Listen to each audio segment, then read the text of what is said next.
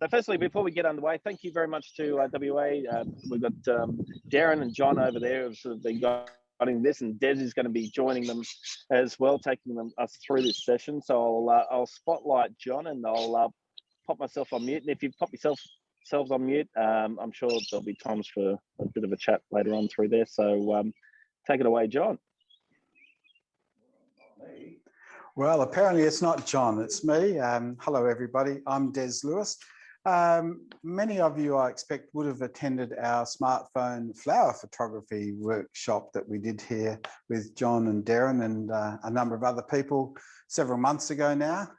Lots has happened here in that time. We've had the most amazing wildflower season, and this got delayed a little bit because John and Darren were all traipsing off up the northwest going and having a look at wildflowers and stuff. But it's an interesting topic.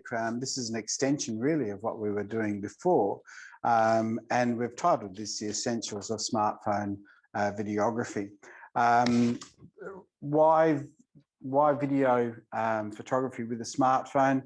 Well, you just have to even look at the ads that are going on TV at the moment. The new iPhone 13's come out and they're talking about how wonderful they are.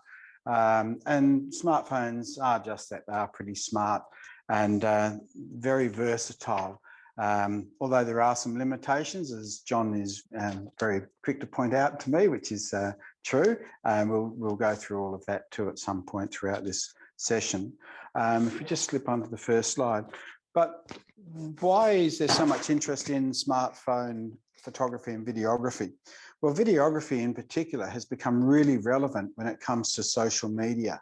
And social media these days isn't just for young kids on TikTok and what have you. Our generation, all generations, are really connecting through social media. My father's 90 and even he finds that his world has shrunk, but when he gets onto social media and with Facebook and what have you, he feels much more connected and his world expands. And I think that's really important. And it also means that people can access information really easily. And this is where videos come in into their own. There's some statistics up here that just give you a bit of an idea. But social media video generates 1,200% more shares than text and image content combined. And that's not just young people. People see something of interest, they will share it with their friends. So it's really powerful in that regard. Yes, can I just briefly interrupt? Yep. And ask Matt, or those of you watching, are you seeing and able to read what's on the screen, or is it in reverse? Yes, no, that's coming through. It's coming in correctly. Yep, thanks, John. Good. Okay, it's in reverse on our monitors, which have me worried. Oh, no, that's good. That's good. So of everybody here, and including our audience within Darren's lounge room, there's a few less here than the last workshop, and I think most are out enjoying the sunshine and the flowers at the moment. But most of you, I'm sure, will have been using social media. You will have gone to YouTube, had a look at things that you're interested in, watched explanation videos and demonstrations. I know myself, if I'm doing any research on anything and there's a blog piece and it's written, unless it's really interesting to me, if there's a video that says the same thing and I look at it and see the number of thumbs up on it, and I watch that. And that's what I think many people, in fact, most people do these days. So I'm one of the 82% who would rather watch a video than read a blog or post on social media, which is a bit sad considering that I do a bit of freelance photojournalism, but still that's the way of the world. But the key point with all of this is that when you do stuff, there's many different forms of video that you might want to do using your smartphone. But if you're doing stuff that you want to be shared, to connect with people so that they find it interesting, what have you, it really does have to be fairly good quality. And so we're going to be talking about some of the tips and tricks and the techniques around just lifting the level of your videography with your smartphone. A, how to do it, and B, how to do something that is actually fairly professional, engaging and interesting. And you can do it all within your smartphone. And when you get to a higher level, then you can take it further. But these days, the technology is just so amazing that I think you'll be blown away by it all. So the first thing that we want to do is at the end of this, we're going to be able to produce a short short videos on a smartphone that are interesting and of good quality. That's the objective. When I first spoke to Darren about all of this, we were talking about demonstration videos. So we're not talking about just the simple vlogging, which is a single clip. A lot of young people do that. A lot of older people do that. Sure, we'll touch on all of that, but we're actually talking about a small production where you can do a demonstration, for example, of potting or a particular plant or just on a particular topic that will engage with people. We've got this over 2 sessions. The first session today is on capturing video and sound. So this is about the technical aspect of just getting the videography aspect of it done, including sound. And then in a fortnight's time, we're going to be cranking things up a notch when it comes to the editing, so that we will step through how to add music, titles, and save for social media. But we'll be working through it fairly slowly and carefully. We wouldn't normally be quite so dependent on a PowerPoint, but we thought that might be easier for you watching remotely. Right, Joe, before we do anything further, I just want to show you a video that I did a few months ago on a little project that I was doing with Dale Neal, and we'll have a bit of a chat after that. Okay. Are you looking for something very different in photography? A unique experience? Going somewhere where no photographs have ever been taken before. So on Country Days 2021, October this year, Des Lewis and I are going to be taking you to a small rural community, and we're going to be giving you just that. We're going to be immersing yourselves in the local community and contributing to that community. We're going to be forming a small exhibition and leaving a legacy for that town.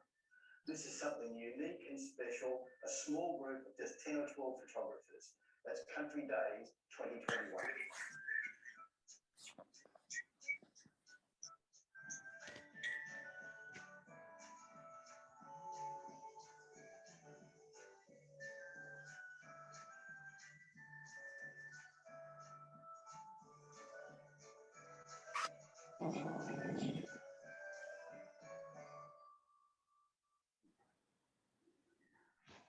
Thank you. Okay, just in relation to that video, first of all, I'll declare that wasn't all taken with a smartphone, but I thought it was a good demonstration because there's nothing that you can't do there other than the aerial shot, and then I guess you could connect it to your drone. There's nothing in that video that you couldn't do in-house, in camera, with a smartphone. That was a hybrid video. It had some footage that was taken by a smartphone, as well as some stills and other images that came from another camera. But I thought it was a fairly good demonstration about the sorts of things that you can do and what we're working towards within this workshop. So I'd just like to ask the participants here from that video, was there anything that jumped out at you that you think might be applicable in terms of this sort of work that you do, the sort of things that you're looking at doing? I love the whole way it was knitted together, and the music and the visuals, and could certainly apply that to a garden setting, definitely. Yep. Yep. Okay. So Lisa just said that what she saw was that it was nice the way it was all stitched together, the music and all came together, and that you could apply that in a garden setting. Is there anything else that anybody noticed?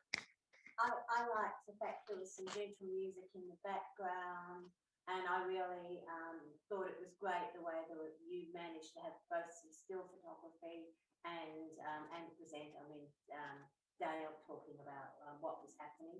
I thought that worked well. Yeah, yeah. And that's one of the techniques that's really good with this, because rather than just having someone standing and talking on a single frame for like 30 seconds or 40 seconds, it gets a bit boring. We deliberately broke that up, and we broke it up with images that actually help to tell the story. There's one other, thank you. There's one other thing that I've mentioned with that too, and that is that video is less than 2 minutes long. It's a bit over a minute, and that's a really important thing when you are doing promotions for videos, that you need to keep them short. As a general principle, they say that if you're doing a brief ad, just a single vlogging ad, 6 to 10 seconds. If you're doing a sort of a promotional video, keep it down to no more than 2 minutes, but usually 1 minute to 1 minute 30, people start switching off. But if you're doing a video that's a demonstration, of course, you know, you're going to want more than 1 minute 30 on that. So generally, and this is my rule, I try and keep things sub 5 minutes because people do start to switch off after that. So what that means is that you need to plan things and think about what you're going to be doing and trying to keep it pertinent to the point with lots of visual interest. And we'll be talking about that shortly. So the first thing we want to talk about are the key points to making a good video. So the first thing is knowing how to access and operate your smartphone video camera. Okay, so we're going to have a look at that now. Unfortunately, I can't see our people over east to get a sense of where everybody's at with it all. But what I'd like you to do to start off with is to take your phone out. This is pretty basic, but for some people, it's something that they may not have tried. So we have our phone. Look, it's 2:18 over here. So everybody got their phone out. So you go into your camera, and I'm sure most of you will have seen, but if you haven't, you just slide it across to video. And now you're in video, okay? Now, there's a couple of different aspects of that. When you are thinking about videography, you really need to contemplate whether you're going to be shooting in portrait mode or landscape mode. And if you're going to do one or the other, it's best to just do one or the other and not to intermingle them. Where portrait mode has an advantage is when it's going up on social media like Instagram very often, whereas landscape mode is great for YouTube, Facebook, and you can use it in Instagram as well, but of course you will get a smaller image. Okay, so that's a really important point when you're thinking about it, portrait and landscape mode. Okay, so the other thing too is that I would ask generally, but of the people here, have your smartphone cameras got more than one lens? Yes. Okay. No, yours hasn't, John. John's has got a really old one. Okay. No, I don't know. I can't see. Don't know? I can't see any options. Yep. See on the back, this one's got 3 lenses. And you know the thing that really annoys me about this? I pre-ordered this thing this time last year. I got it delivered, iPhone 12, middle of November, and now the iPhone 13's already come out. Talk about planned obsolescence. But anyway, this is the iPhone 12. This one's got 3 cameras, 1, 2, 3, a wide angle, medium, and a close-up. Some have 2, some have 1. Yours has got 1 by the looks. Yep, yours has got. I've got the same phone 3. as you. Oh. For the last phone photography course. Yes, and now it's obsolete. Planned obsolescence. Okay, so going back to the front, and I'm going to show this because sometimes people don't know how to do this, but you can change lenses very easily. You don't have to get a SLR camera and go and plug it all in. All you do is go boom. Okay, so that one's brought it. That's 2.5 on mine, so it's brought it in closer. So if people can see that, and you just push the 1, that's the normal lens. And then if you want wide angle, you push the 0.5. So have a little bit of a practice. If you're not familiar with that, it works exactly the same with the video as it does with a stills camera, the stills mode, okay? Rightio. Okay, so how do you stop and start the video? Quite easy. You just push the red button, and this is the same with Galaxies. They're both basically the same. Does anybody out there have a Samsung Galaxy or an Android? Yes, you do. With the Samsung Galaxy and the Android, rather than having the lens value, you have 1 tree is normal. Sorry, 1 tree is close up, 2 trees on mine at any rate is medium, and 3 trees is wide angle. So you change it exactly the same, and turning it on and off is exactly the same. So to commence your video, you just push the button, and then when it gets going, you get the little square. It's the same in the Samsung. And up the top, you get the number of seconds that it's recorded. I think in the Samsung, it's down the bottom. I'm not too sure. I know yours is up the top. Okay, mine's down the bottom. So there you go. Okay, so everybody okay with that? So what I'd like you to do now is for everybody, including those out there, to just find something that you can focus on and take a little 5-second video of it, and in landscape mode, just on your normal camera setting, which would be the normal lens, not the super wide angle or the zoom. Just a 5-second video.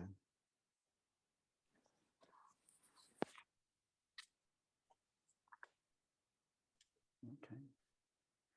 Darren, yours has got the flash on, and I'll show you how to turn that off. Yeah.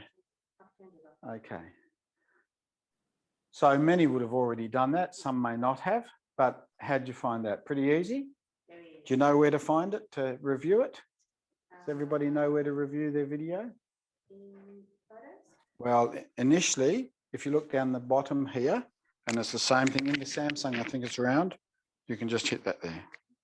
Okay. So that's the quick way without going into photos. Yep. Or if you go into photos, you can click on it, or gallery in Samsung, and you can do the same thing. And then you just click to go back. So in that instance, I'll just do a little video here. I'm going to do John. Here we go. Oh, it's such a happy smiley face. Okay, and hey everybody, look, there's more than 2 people in the room. So there we go. Okay, great. So I'll just show you that one. Yep, hang on, you ready? We've got to showcase the people here. So there we go. Okay.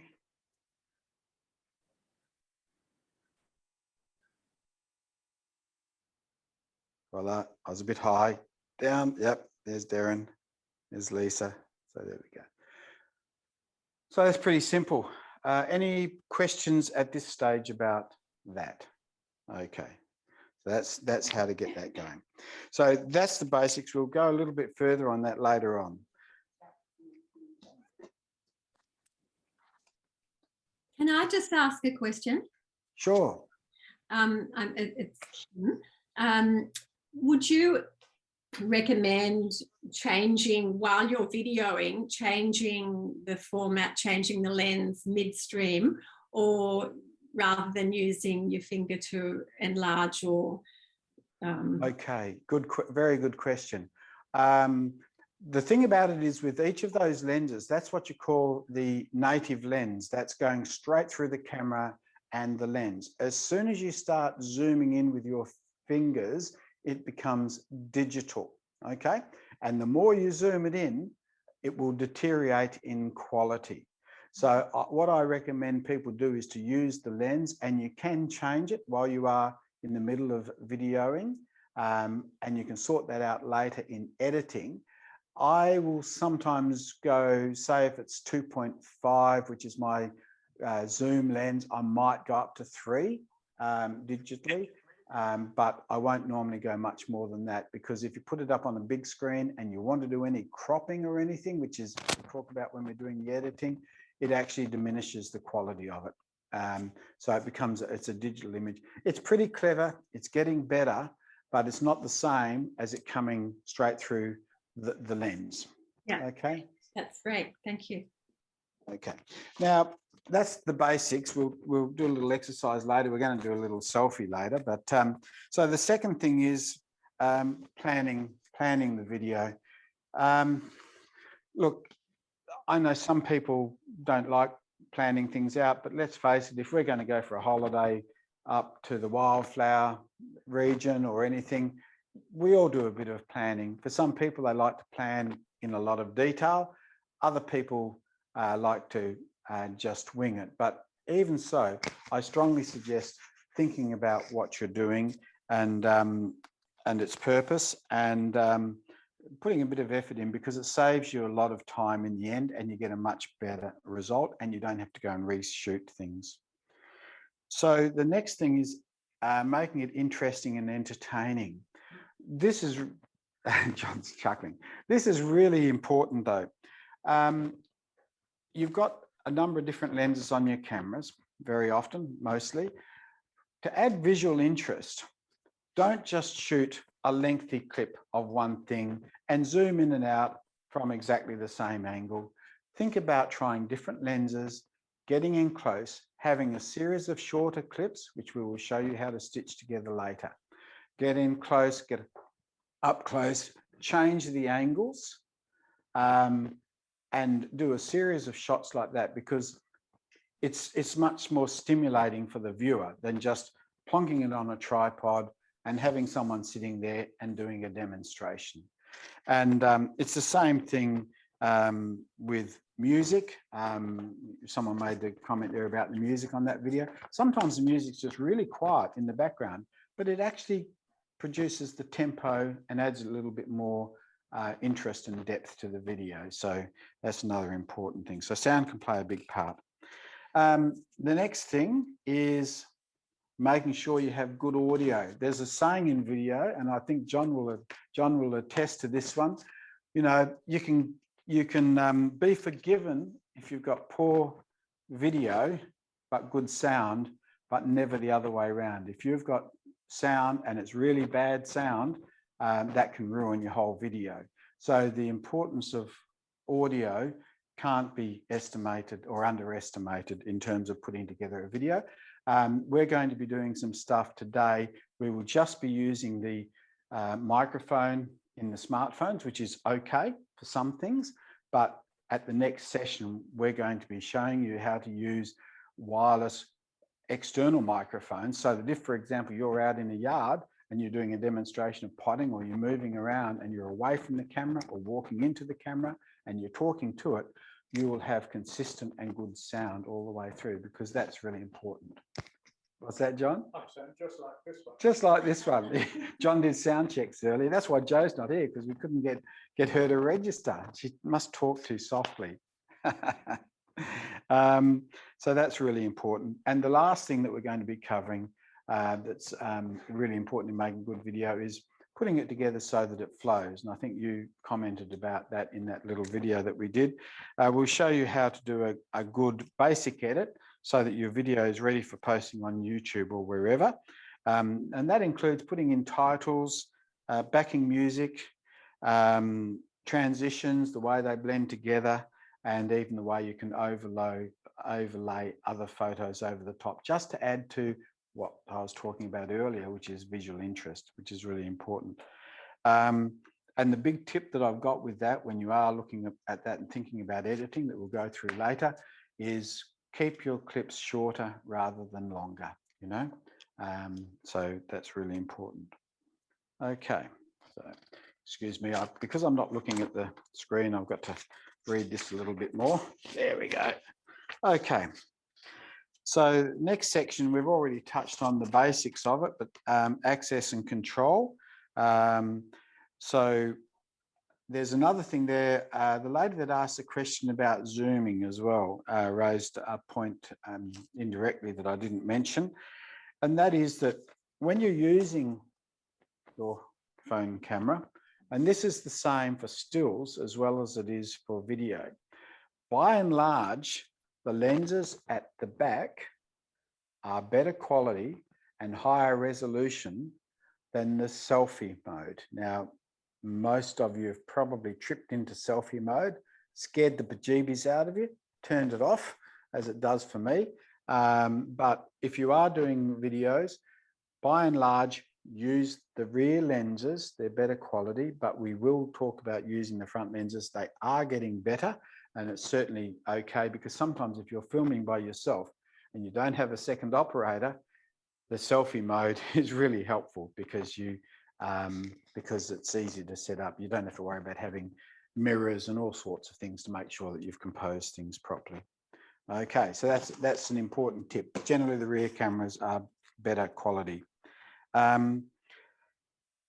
The other thing too is keeping it still and steady.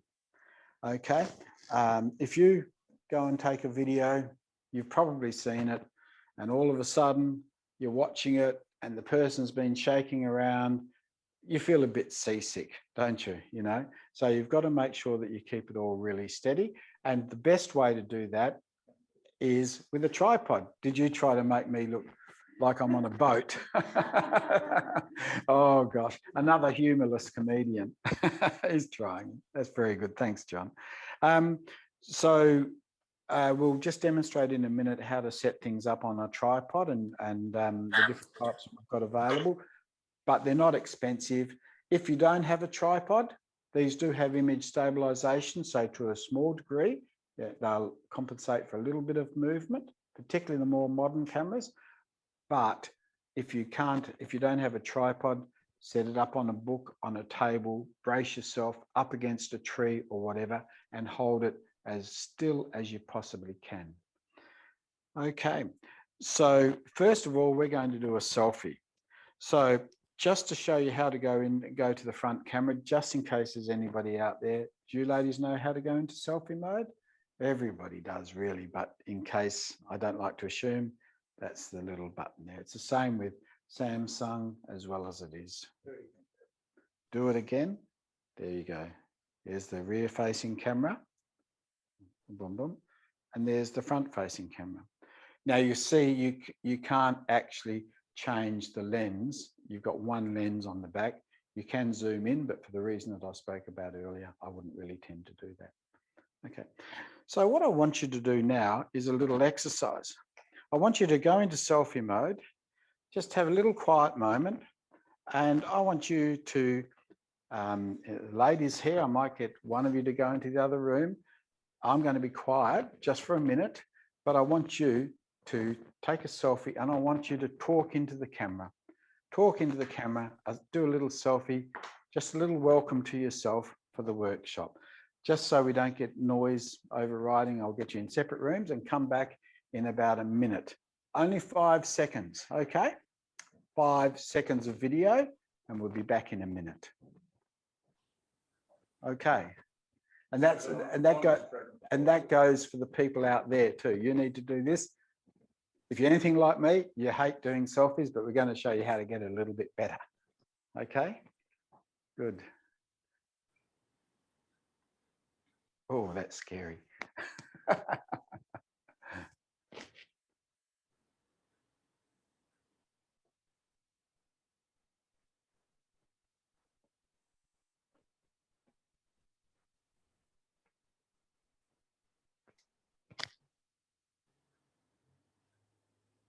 Are we on mute?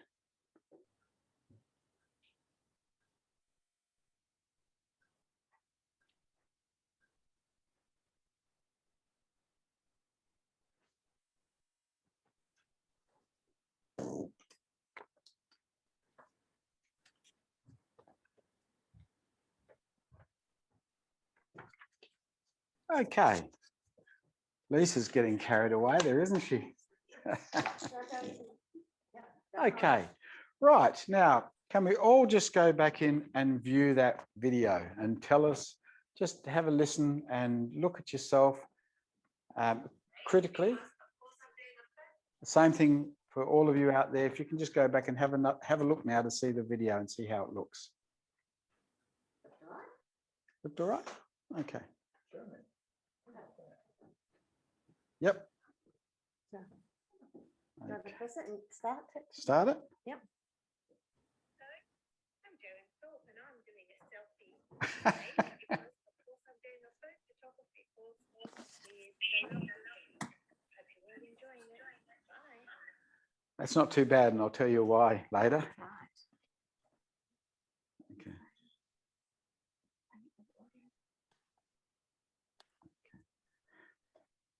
Can you do the same thing and put it in landscape mode? I haven't got long enough arms, have I? Yeah, okay. Just do the same thing, put it in landscape mode, hold it out and take a selfie in landscape mode. Sorry?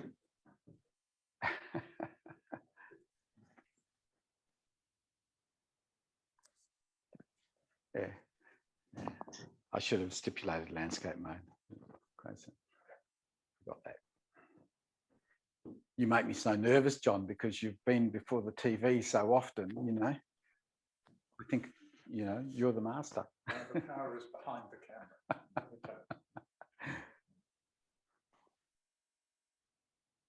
Everybody all right out there? Still with us? Yep. Okay.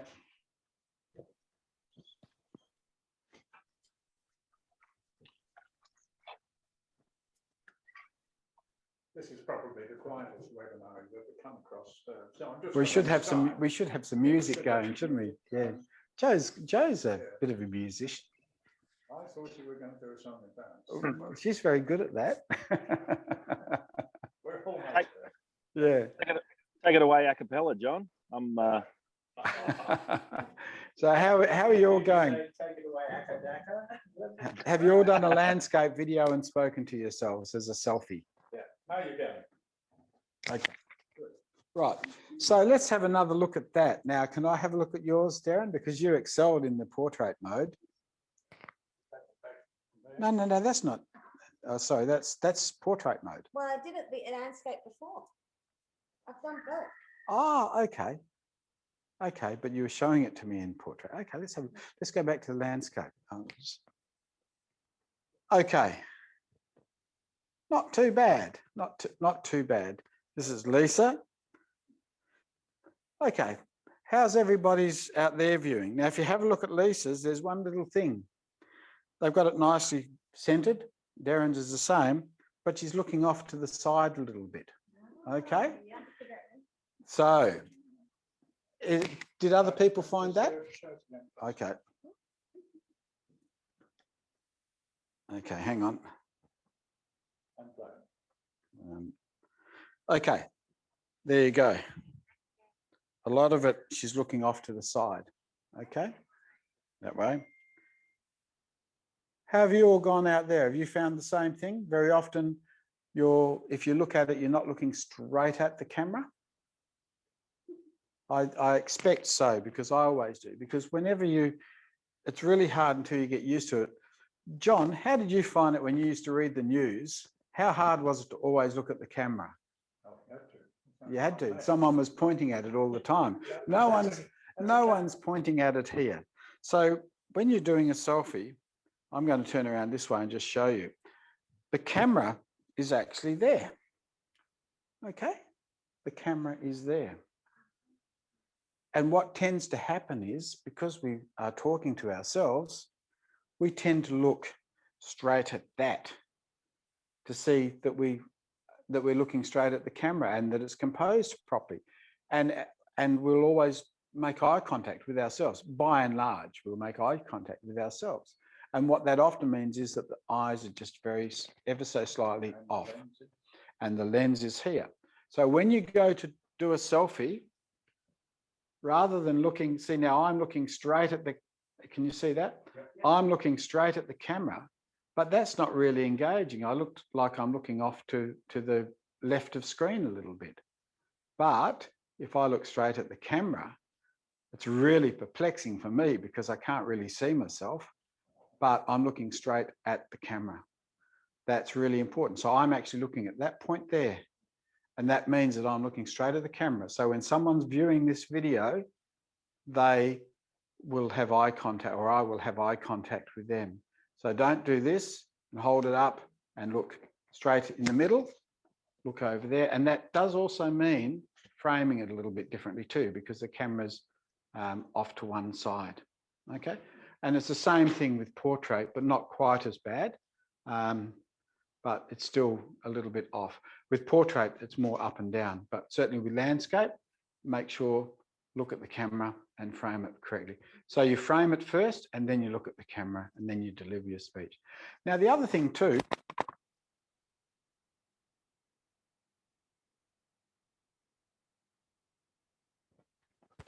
I think I've just broken John's mic. Can you hear me, everybody? Yes. Get back online. Yep. Okay, I'll pop it in my pocket this time. Now, the other thing too is that lenses can distort things.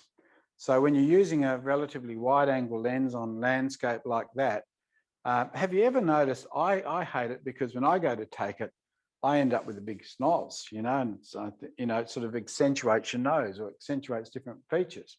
So there's a couple of things to be aware of when you're doing things in selfie mode. And I want you to just try this out, but where do you place the camera? So if you place it too high, that doesn't look super flash. If you place it too low, you're just looking up a nose, which isn't really good. Ideally, unless you're wanting that effect of showing people in the background or whatever, or you've got a selfie camera, and selfie sticks do tend to promote people taking photos right out up like that. That's not really good, I don't think. The other thing about it too is the angle. So when you tilt, that's also important. You get a completely different view. See how when I tilt the camera, I get a completely different view. So you need to think about height and tilt. Same thing down below. If you tilt, you get a different view. Okay, so just have a bit of a play, looking at yourselves there. Just move the camera around, and then we'll talk about what is the ideal location as a general principle. Okay. I hate selfies. But they're a necessary evil. Okay. How are you there, Darren? You Very good. now tilt the camera backwards and forwards a little bit, just to see. And you see it gives you a really different angle, different viewpoint. You can get some very good angles of your double chin. Okay, the trick to that is you lean forward and put your neck out a little bit, okay? And you go from a slightly higher angle, in all seriousness. Yeah. Okay. So as a general principle, when you're doing a selfie, what you want to do is have the camera fairly level, just ever so slightly below your eye. That they tell me from all readings that I've done, that is about the ideal location. So this time I want you want me to swing around and do it? No. Okay. Okay. This camera set's slightly below your eye though. Yeah. There you go. See, he's a master. So when you're doing it, you don't want to be too low because that just accentuates the nose, and it's. But what you want to do is to have it about there. So the camera's there and it's just below my eye. Could be a little bit higher up there. So it's not critical, but that's just an important thing to think of when you are doing selfies. You want to engage, keep it at that level where you can. Okay, now go back and take another shot and just see how it feels. Darren's posing here now. She's giving the Nigella look.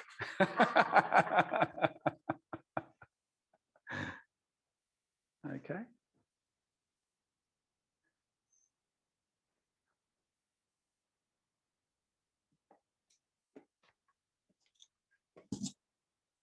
And once you've done that, just play it back. Make sure you're talking to the camera.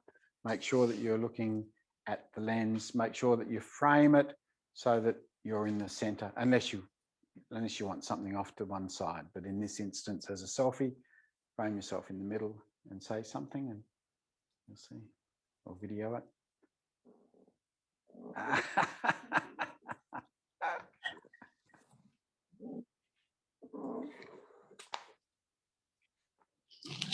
Okay. Good-o. How did everybody over in the eastern states go with that? Does that make sense?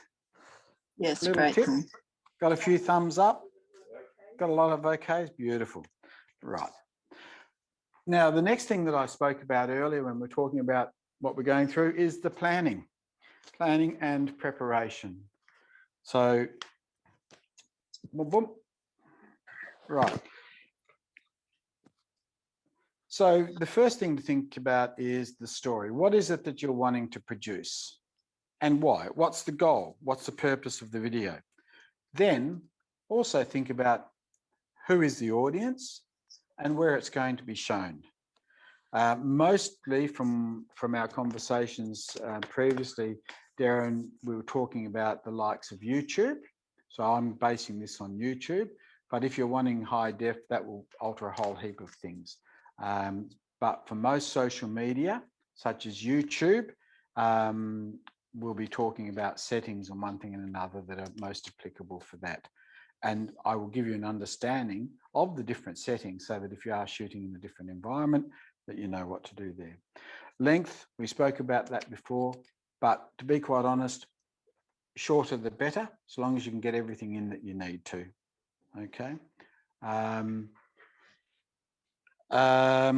storyboarding. Storyboarding is I generally storyboard depending upon how complex the video is that I'm doing. But it's really just sitting down and planning out what you're going to be shooting, what the content of the video is going to be, and the sequence. Sometimes when I'm doing something really detailed, and others, they will do a storyboard that is so detailed it will get down to film clip number 2 will be a 35mm wide angle shot, and it will be of this. Then we will go into a close shot, etc., etc., etc. I've done a couple like that for promotional videos, and I needed to do that so that the people I was working for knew exactly what we were doing. But for a lot of people, and in fact, this is an example of what I did for Backroads in Brookton, but I actually did that on the back of an envelope, metaphorically. So I just wrote it down, and I think it's worthwhile. Some people like to do things in more detail than others. Others will just wing it, but it's really useful. That's not particularly complicated, as you can see. I just put the sequences. The first one was the still, the establishment image. When you do videos, it's always good to start off with an establishing shot, whether it be a video or a still. In that instance, if you recall, I had the farmer on the motorbike with the dog. And then I slipped into the second one, was Dale Neal. And Dale didn't have a written script. He likes to wing it in that sense. We just spoke about the key points that he would be raising, the uniqueness of what we were doing. I thought about the camera lens. It was going to be a wider shot. And to give it context, there's no point going and doing that sitting down in a coffee shop in Fremantle. We got him in the bush. That gives context. So this is where storyboarding comes in, because it gives you a bit of an idea. And then we just went through each of the different shots and generally what I'd be doing. It's not that detailed, but I was able to show it to Dale and we could plan it from there and make sure that it worked. Didn't take a lot to do. That took me 10 minutes to do up initially. We refined it, but I tell you what, it probably saved me, an hour or so when we went to video it, because we knew what we were going to be doing. And sometimes, things aren't set in stone. You might take a series of different shots and see what works, but at least you've got a pretty specific idea of what you're going to be doing. Okay, so I'd always recommend planning, thinking about doing storyboarding, even if it's just on the back of an envelope. It just means that you focus on what you're doing and you know what you're going to be doing. The other thing that's really important is thinking about the location. And I think this is going to be really important for some of the stuff that you people do, because sometimes you're going to be out shooting in fairly harsh environments and what have you. And it's really important to get the location right so that it's consistent with what the story is that you want, and that it works well. One of the biggest things with filming, particularly outdoors, is distractions, both visual and audiological, sound. So you really need to avoid distractions. And there's a really important point to be made here with, and John will agree with this one vehemently, I know, with smartphones. One of the drawbacks of smartphones is that they have very small lenses and they have very small sensors. And I won't go into the whys, but if you're watching a movie on TV, often the hero will be really clear and the subject will be really clear, but the black background will be blurred. That's a well-used technique to focus on an individual or something that's happening. With sensors in smartphones, if you're anything more than a couple of meters away, practically everything is going to be in focus. So what that means is that the viewer won't just be drawn to the subject in the interview, but they will see everything that's going on in the background. Now, sometimes you might want something that's busy in the background, but it's really important when you're preparing your videos to think about that, because if you have a distracting background, it's just detracts from the whole video. The other thing too is sound. I think it's a little bit like people talk about selective hearing with men folk, but I think we all get accustomed to hearing the stuff that's important. Our hearing is a little bit selective, as is our vision. A little while ago, I went to do another promotional video up at a place called Wireless Hill here. And I didn't realize, I thought it would be a great little place to do a video. But jets flying overhead, the things that I didn't normally notice when I was just out taking photos or bushwalking up there, all of a sudden I put the camera on and I played it all back. I actually had headphones on to listen to it, and I could hear the jets going past, I could hear the traffic down the bottom and the wind through the trees. And that video was no good because there was just too much going on that was distracting. The visuals were really good, but the noise of the jets, I had to keep on stopping every time a jet flew past, and that was in COVID times, you know. So there's things that you will pick up in the video that you won't normally pick up when you're just doing things normally. So that's really important. So avoiding distractions, I can't emphasize that enough. The next thing that I'd like to do is to just talk a little bit about lighting. You need to make sure that your subject, whether it be a flower or a person, is well lit. And can I just ask, were there many people that attended our smartphone flower workshop a couple of months ago over East there? Were there many that participated in that? I know Darren did. You weren't here, were you, Lisa? Okay. Yep, okay. Yes, I did. Yeah, a few. Okay, well, there's a few little tricks with it. You don't always have to use artificial lighting. We've got some artificial lighting on in here, but in a room like this, just light it up. Turn all the lamps on, do whatever you have to, open the windows up. It's really important with smartphones to get good lighting, because if it's quite dark, they don't handle darkness as well as a conventional camera. You get a lot of what we call noise, which looks like grain when it gets really quite dark, and it's much more noticeable if people are watching it on TV. So get it well lit. So in this instance here, we've got the door open, another door open, we've got all the lights on, and we've got another light in the background just to bring the lighting up, because the more well lit it is without going overboard, the better the quality of video. If you're outside, there are other things you can do. Now, Joe, have we got the a reflector? Okay. Whoops, we're just getting the reflector.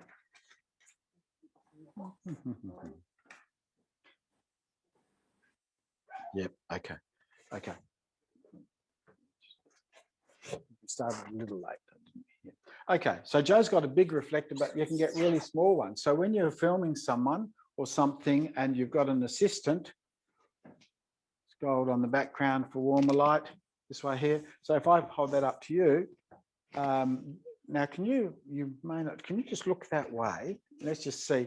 Now on the left-hand side, I'm just going to put that there. Look at how much more light goes on that side of the face. So that's called a reflector. And if you've got light in the background or whatever, you can have someone that will actually hold that up. You've often seen that in weddings where people actually use a reflector. So we just skim through that, but that's a reflector. Yep, yep, yep. And I just use white cardboard.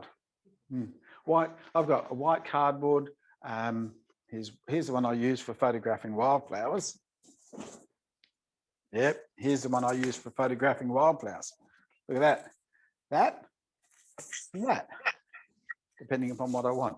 Just got some aluminium foil. You can buy them. You can spend a fortune. but they're useful little tools. They're useful for flowers, but they're also useful if you have a bigger one, you light up. Okay. And the other thing too is that if the lighting is really harsh, last time I was here, I showed people something I made out of a bit of PVC piping, tubing, and I put some white cloth on it like this, and I just had some duct tape and Gorilla Tape and put that around. And really good if you're out in a bright sunny area and you've got an assistant, you just have the bigger one and you put it up. You know how you get the really harsh sun shining through? If you have that's called a scrim, and it's really cheap, bit of PVC, you know, the 10 mil or whatever, the narrow 1 inch PVC, put it up, 2.5, 3, whatever it is, and then away you go. So there's a couple of little tricks to lighting up your subject. Okay, and then the preparation. Once you've done your storyboard, once you've thought about what you're doing, think about getting organised ahead. Have everything organised before you do it. Once you do, you'll be able to slip straight into it without any interruptions. 2 really important things to do though when you do get to the filming stage. The first thing is to make sure you have enough space on your phone. Okay, we all clog our phones up with thousands and thousands of photos. So make sure that you clean it up or you download them onto your hard drive on your computer or whatever, because videos will take up a lot more space. And the second thing is switch to airplane mode and turn the wireless or notifications off, because there's nothing worse than being in the middle of filming something and up pops a message or something like that. It's very distracting and it can damage the video. I'm moving along a bit more quickly now, folks, so I hope this is okay. Video settings and controls. When high def TV came in, who remembers that? Who remembers the day that you got your first high definition television? Don't?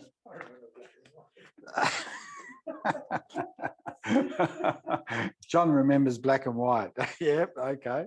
I think a few of us do, John. Anyway, resolution is really important because you can shoot at a lower resolution, such as that we used to have in the old analog TVs. But then they brought out high definition. Now, high definition is measured, or resolution in videos measured by pixels, and then count the number of pixels vertical. So, for example, if you see HD 1080 or HD, what was the old measure? It was 720 first came out. HD 720. That means it's 720 pixels, which are tiny little dots of light that collectively form an image. 720 pixels down and 1280 wide.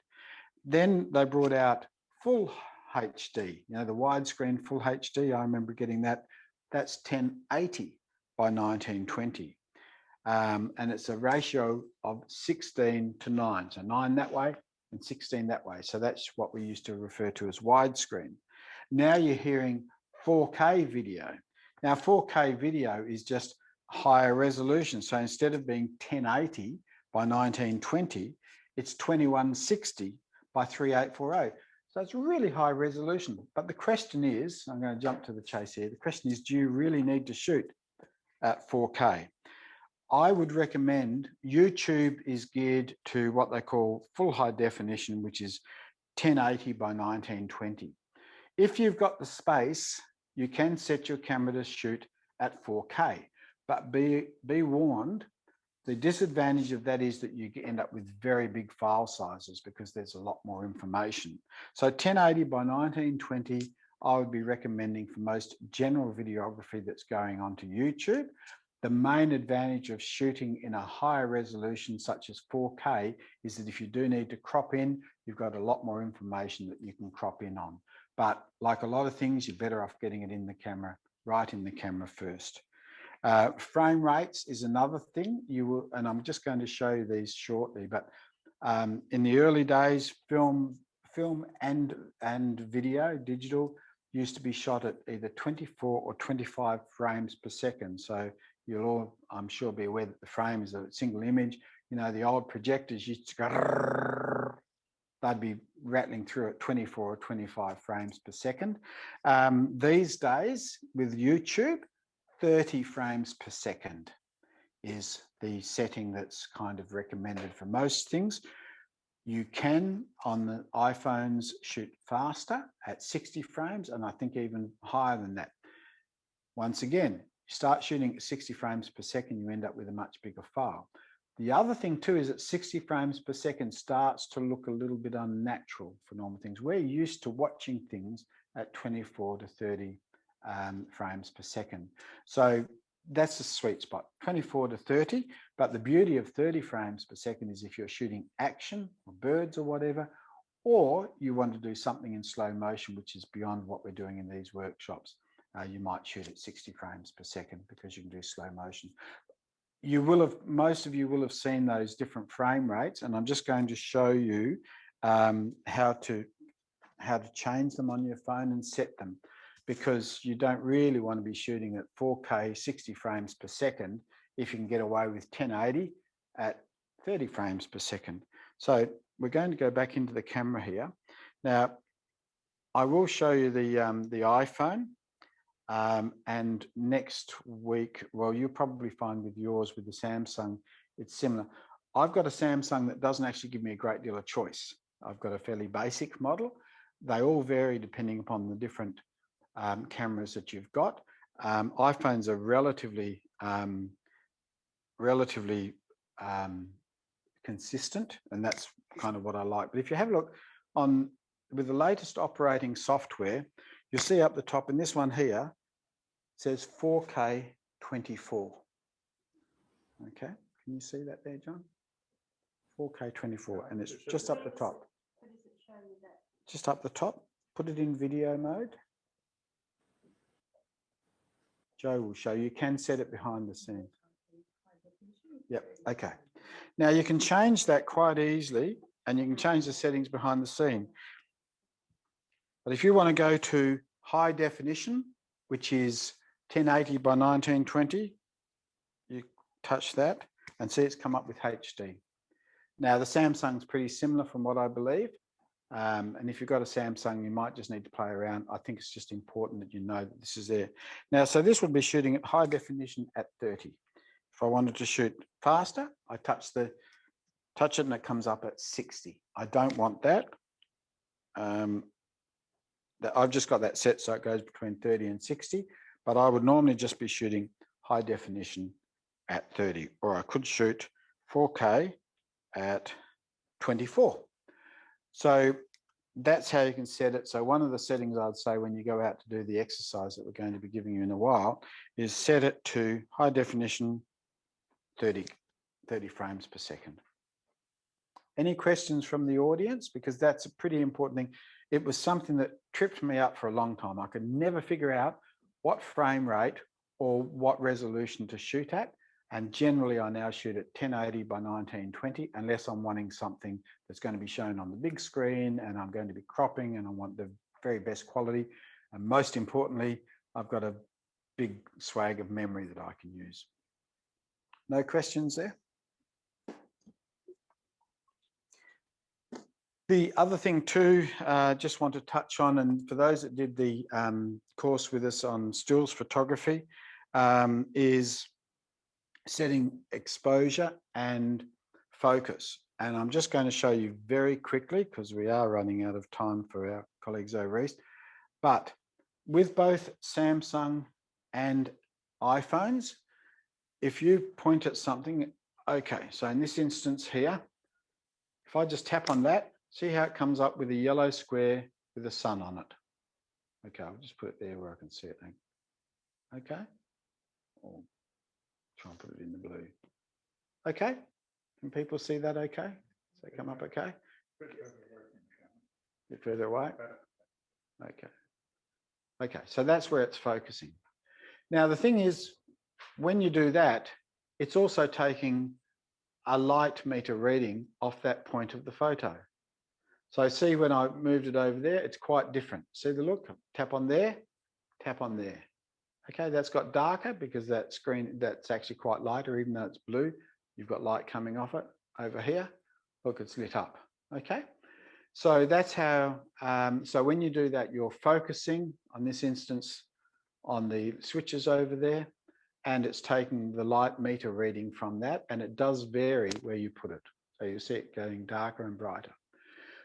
One really important thing, if you're walking around in particular outside in a garden, for example, and you've got lots of shadow and lots of light, you don't want to just have it doing its own thing, because what will happen is it will start doing this automatically. It will go from that to that.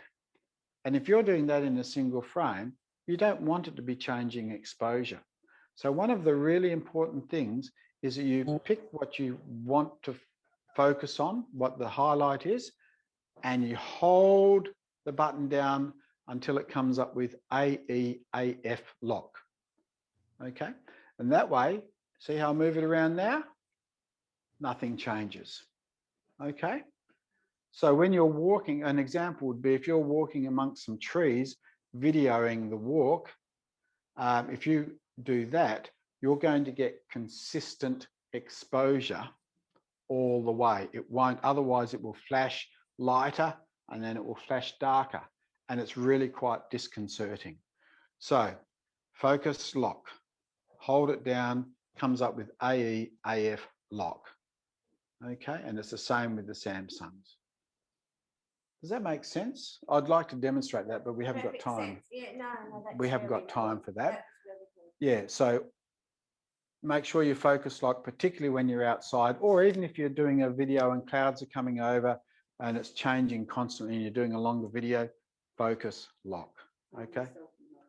Yep, and in selfie mode, because when you focus lock, you also lock your exposure. So AE is automatic exposure, AF is automatic focus lock.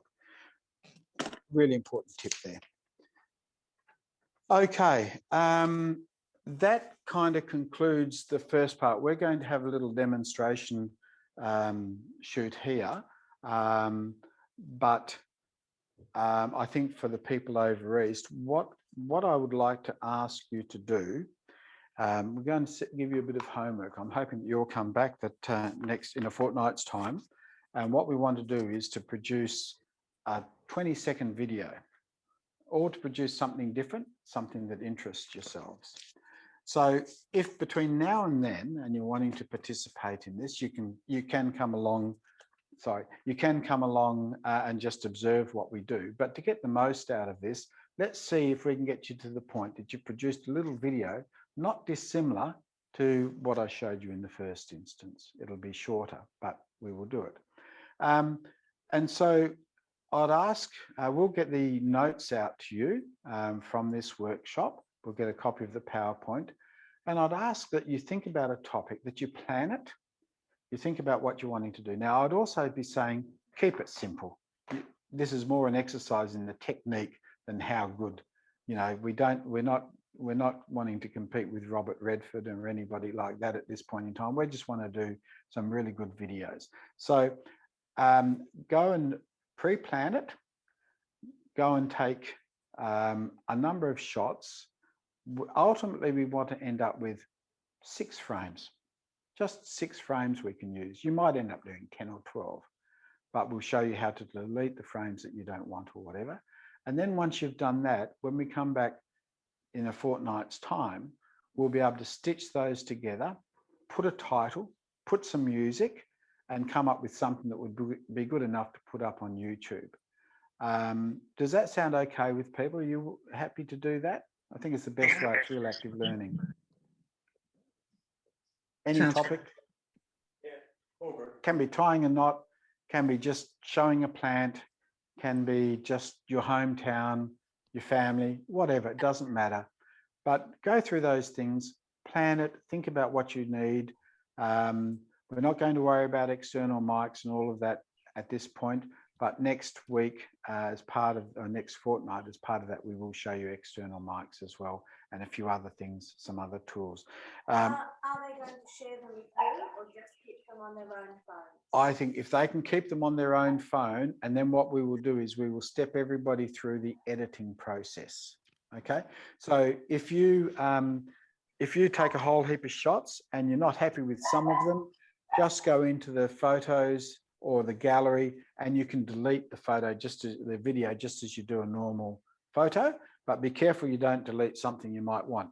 And shoot a bit more footage than what you need, because we're going to be clipping them and trimming them all up as well. So sometimes it's better to have, you know, a second or so extra, because you want to trim it so that when you've got your transitions, it all flows together nicely. Also, next fortnight, we will be showing you, I'm just going off screen for a minute, a few little things, including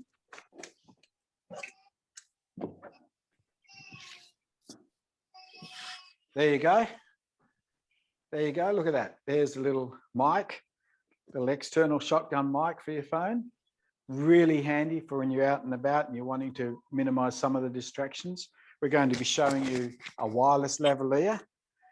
And I reckon these things, this will be the best investment that many of you will make for filming when you're filming things outside. This is a gimbal, and we'll touch on how to use that as well. Really useful because it holds things steady. So if you're wanting to walk through a plantation or a garden or whatever, rather than walking along and shaking, you can use one of these little babies, and they're only a couple of $100. So they're really useful, and we're going to be going through that in a fortnight's time. So I hope that's of interest to you and relevant.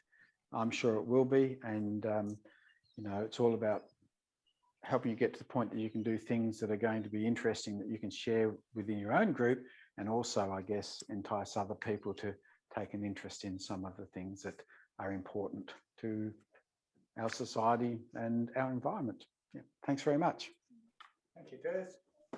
Thank you, Des, and thank you very much, Darren and John, our astute cameraman there, who's kept us through the whole webinar. So hopefully everyone will be able to join us in a couple of weeks' time and yeah, take these videography tips and take them into the next level when we start editing them together. So I'll stop the recording through here, and if you've found this informative, you can share it across with any colleagues as well.